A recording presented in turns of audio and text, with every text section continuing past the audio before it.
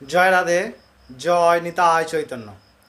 পরম প্রেমময় ভগবান শ্রী শ্রী নিতাই চৈতন্য মহাপ্রভুর অহেতুকী অনুকম্পায় আমরা ভগবানের কথামৃত, তার সাথে সাথে শাস্ত্রমূলক এবং শাস্ত্র সিদ্ধান্ত মতে প্রত্যেকটি বার ব্রত এবং উপবাস নির্দিষ্ট সময়ে শাস্ত্রসম্মতভাবে আপনাদেরকে জানিয়ে থাকি। অবশ্যই যারা নতুন, সম্পূর্ণ ভিডিওটি দেখার অনুরোধ রইল এবং সাবস্ক্রাইব করে যাবার অনুরোধ রইল। চলুন আমরা ডিরেক্টলি প্রসঙ্গে আলোচনায় ঢুকে পড়ি। আজকে যে প্রসঙ্গটি আলোচনা করব সেটি হলো পাপ মোচনী একাদশী 2024। এই 2024 সালের পাপ মোচনী একাদশী কবে, কীভাবে পালন করতে হবে, অবশ্যই দুটো বিশেষ করণীয় কর্তব্য এবং মাহাত্ম্য। যিনি এই মাহাত্ম্য কথা শুনবেন অবশ্যই তার সমস্ত পাপ থেকে তিনি মুক্ত হতে পারবেন। তবে শাস্ত্রীয় সিদ্ধান্ত শুধু শুনে নিলে হয় না, আচরণ সিদ্ধ করতে হয়। না হলে আমরা প্রত্যেক দিন অনেক ভালো ভালো কথা শুনি, কিন্তু আমাদের কাজে কিছু হয় না। কেন হয় না? না আমরা সেগুলি আচরণে সিদ্ধ করি না। চলুন কথা না বাড়িয়ে প্রসঙ্গে ঢুকে যাক। এইবারে অর্থাৎ 2024 সালের পাপমোচনী একাদশী 5ই এপ্রিল শুক্রবার পালন করা হবে। ভারত, বাংলাদেশ তথা বিশ্বের অধিকাংশ দেশেই এই 5 তারিখেই পালন করা হবে। শুধুমাত্র আমেরিকা এবং আমেরিকা যুক্তরাষ্ট্রের কিছু দেশে এটি 6 তারিখে পালন করা হবে। এই একাদশীর যে প্রধান বিষয় সেটি হলো যে উপবাস। এবার উপবাসটি আমরা প্রায়শই এখন দেখি যে কোনো মানুষ খেতে পায় না, আর আমরা খাবার নষ্ট করছি, খাচ্ছি না, উপবাস করছি বলেন, অনেকে বলেন। যদিও তারা আমাদের ধর্মের নয়, প্রচেষ্টা করেন কলঙ্ক করার। এগুলোই তো হয়ে আসছে, আজকের নয়। কারণ এই সনাতন ধর্ম সমস্ত থেকে প্রাচীন ধর্ম। কারণ এই সনাতন শব্দের অর্থ হলো প্রাচীন, সনাতন শব্দের অর্থ হচ্ছে অনন্ত, যে ধর্মে কোনোদিন বিনাশ হয় না। তাই খাবার পাই না তাই খাই না, এটি একটি বিষয়। আর সমস্ত জোগাড় থাকা সত্ত্বেও ভগবানের জন্য কষ্ট করি, ইহা একটি বিষয়। অবশ্যই ভগবত কৃপায় আমরা করি, আমরা ওই দিকে তাকাবো না, আমরা নিজেদের মতো করে চলবো।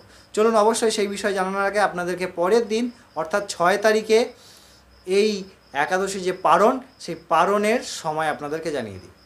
5ই এপ্রিল 2024 সালের এটি পাপমোচনী একাদশী। পরের দিন 6 এপ্রিল শনিবার এই একাদশীর পারণ ভারতের পশ্চিমবঙ্গে হচ্ছে সকাল 5টা 26 মিনিট থেকে শুরু করে সকাল 9টা 33 মিনিট পর্যন্ত। এবং 6 এপ্রিল এই পারণ বাংলাদেশের জন্যে 5টা 52 থেকে শুরু করে 9টা 49 পর্যন্ত। চলুন, এই কথা প্রসঙ্গে যুধিষ্ঠির ভগবান শ্রীকৃষ্ণকে বললেন যে হে কৃষ্ণ, আপনি কৃপা করে বলুন যে চৈত্র মাসের কৃষ্ণপক্ষের যে একাদশী, সেই একাদশীর মাহাত্ম্য কী এবং নাম কি। ভগবান অত্যন্ত প্রসন্ন হলেন। কেন প্রসন্ন হলেন? কারণ তিনি ধর্ম বিষয়ক প্রশ্ন করেছেন, ভগবান বিষয়ক প্রশ্ন করেছেন। তাই তিনি বললেন, হে যুধিষ্ঠির, হে পাণ্ডুপুত্র, আমি অত্যন্ত প্রসন্ন আপনি এই প্রশ্ন করেছেন, আমি আপনাকে সেই উত্তর জানাবো। এই প্রশ্ন আদিকালে মানধাতা লোমশ মুনিকে প্রশ্ন করেছিলেন। সেই লোমশ মুনি মানধাতাকে যা উত্তর দিয়েছিলেন, আমি আপনাকে সেই উত্তরই প্রদান করব। প্রাচীনকালে চৈত্ররথ নামক এক পুষ্প উদ্যান, যেখানে অনেক সাধক এবং অনেক তপস্যা ঋষি মুনিগণ কী করছিলেন না, অনেক সময় ধরে তপস্যা করছিলেন। তাদের মধ্যে একজন রাজা, শ্রীহরি ক্ষমা করবেন, তাদের মধ্যে একজন মুনি ঋষি যার নাম মেধাবী ঋষি। এই মেধাবী ঋষিকে পছন্দ করতেন স্বর্গের এক অপ্সরা, যার নাম মঞ্জু ঘোষা। এই মঞ্জু ঘোষা তার প্রতি অত্যন্ত কামাসক্ত হন এবং আকৃষ্ট হন, এবং তিনি সেই উদ্যানের প্রায় অনেকটা দূরে দাঁড়িয়েছিলেন এবং দাঁড়িয়ে ভাবছিলেন, যদি আমি ঋষির তপস্যায় কোনো রকম ব্যাঘাত ঘটাই তাহলে এতে বাধা পড়তে পারে, তিনি অভিশাপ দিতে পারেন। কিন্তু কাম সঞ্জয়তি ক্রোধা, ক্রোধা স্মৃতিবিভ্রমাং, স্মৃতিভ্রংশ বুদ্ধিনাশ প্রণশ্যতি। সমস্ত বিনাশ করে কামনা, সেটা জাগতিক কামনা হোক, পারমার্থিক কামনা কিন্তু করে না। পারমার্থিক কামনা হয় না, পারমার্থিক বস্তুই একমাত্র, কারণ আমাদের সত্তা ভগবানের। তাই কোনো দিন কাম, ক্রোধ, লোভ এইগুলি আমাদের উন্নতির শিখরে পৌঁছায় না, এগুলিকে আমাদেরকে অবনতির দ্বারে পৌঁছায়। তাই তিনি কি করছিলেন, অনেক দূরে দাঁড়িয়ে সুন্দর বীণার ঝংকারে গীত পরিবেশন করছিলেন। অনেক সময় চলে যাওয়ার পর সেই মেধাবী ঋষি কী করলেন, তিনি তপস্যা ভঙ্গ করলেন এবং দেখলেন এক সুন্দর অপ্সরা, তাকে দেখে তিনি অত্যন্ত কামাসক্ত হয়ে পড়লেন এবং তিনি তার কাছে নিবেদন করলেন। এরপরে তারা একসাথে অনেক সময় প্রায় 50-55 বছর একসাথে কাটালেন। এই সময় যে চলে যাচ্ছে, মুনি কী করলেন, ঋষি কী করলেন, বুঝতেই পারলেন না যে তার তপস্যা নষ্ট হয়ে গেছে, তার আরাধ্যের প্রতি সাধনা ত্যাগ হয়ে গেছে, তার আরাধ্যের চিন্তা ত্যাগ হয়ে গেছে। তখন তিনি কি করলেন, তিনি এই বিষয়ে কোনো রকম ভূক্ষেপ না করে ক্রমবর্ধমান তার সঙ্গে সহবাসে কামাসক্ত হয়ে কাম ক্রীড়ায় সময় নষ্ট করতে থাকলেন। অনেক সময় চলে যাওয়ার পরে একদা মঞ্জু ঘোষা, যিনি অপ্সরা ছিলেন, তিনি দেখলেন এ মুনি তো নিজের আচার থেকে দূরে সরেছে, তাই আমার মনে হয় এনাকে ত্যাগ করা ভালো। দেখুন কি হলো, বলছেন যে যিনি আচার ত্যাগ করেছেন তাকে পরিত্যাগ করা ভালো, কিন্তু তিনি বলতে পারলেন না, কেন, যদি তিনি অভিশাপ দেন। তাই আরও কিছুদিন কাটে। এরপরে তিনি একদা বললেন যে আপনি করুণাপূর্বক আমায় আদেশ দিন, তাহলে আমি যেতে পারি। বলছি এই সবে তো সন্ধ্যা, তুমি প্রাতঃকাল পর্যন্ত থাকো, আমার সঙ্গে থাকো, তারপরে না হয় তুমি যেও। এরপরে আরও কয়েক বছর কেটে গেল। এমন সময় তিনি প্রার্থনা করলেন, হে মুনিবর, আপনি এবার আমায় আদেশ দিন, দীর্ঘকাল যাবৎ আপনি আমার সঙ্গে আছেন, আপনারও সাধন নষ্ট হচ্ছে। তখন তিনি চিন্তায় পড়লেন, ভেবে দেখলেন যে সত্যি তো প্রায় 56-57 বছর কেটে গেছে, তিনি তার সঙ্গে আছেন, কিন্তু তার মনে হচ্ছে কামাসক্ত হওয়ার জন্য, তার মনে হচ্ছে সবেমাত্র এসছেন কয়েক মুহূর্ত।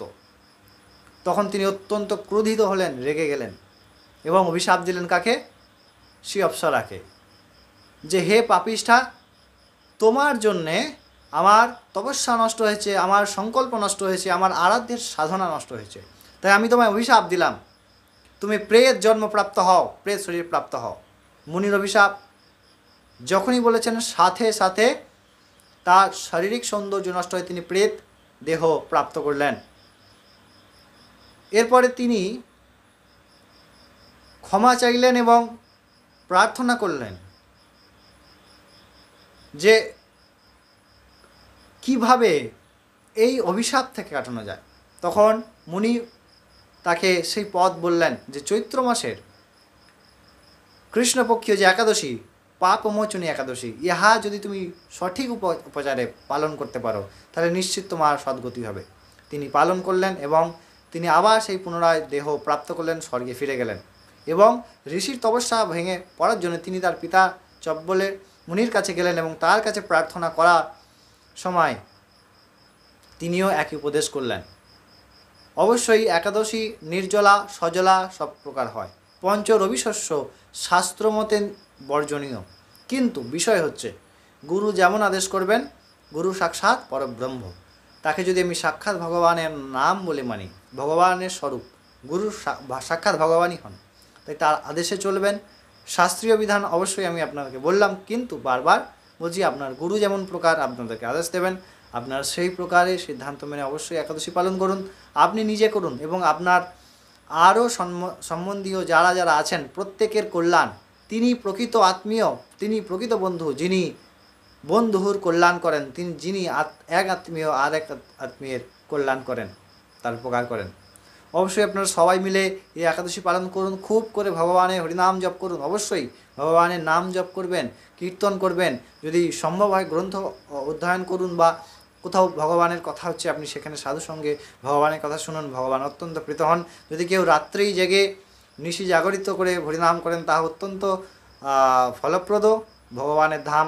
এবং এই একাদশী পালন করলে সমস্ত পাপ থেকে মুক্ত হন, সাথে সাথে সেই ব্যক্তি ভগবানের ধাম প্রাপ্ত করেন এবং সহস্র গাভী দান করলে যা পূর্ণ হয় তা লাভ করেন। আমরা কিন্তু এই লাভের জন্য করব না, আমরা একমাত্র আমাদের আরাধ্যকে সন্তুষ্ট করার জন্যে, আমাদের আরাধ্যের নিমিত্তে আমরা এই ভগবানের ব্রত করব। আমরা এইভাবে করে চলি, নিশ্চিত আমাদের ভগবানের কৃপা হবে, ভগবান প্রাপ্তি হবে। অবশ্যই আপনারা সবাই খুব করে ভগবানের ভজন করুন, খুব করে ভগবানের কথা শুনুন, ভগবানের কথা কীর্তন করুন।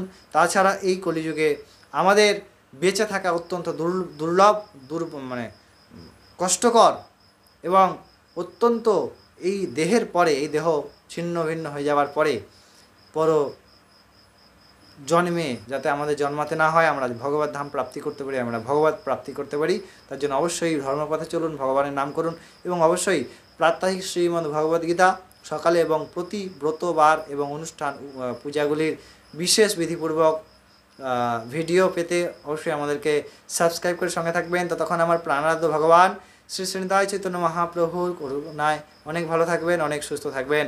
জয় রাধে, জয় নিতাই চৈতন্য।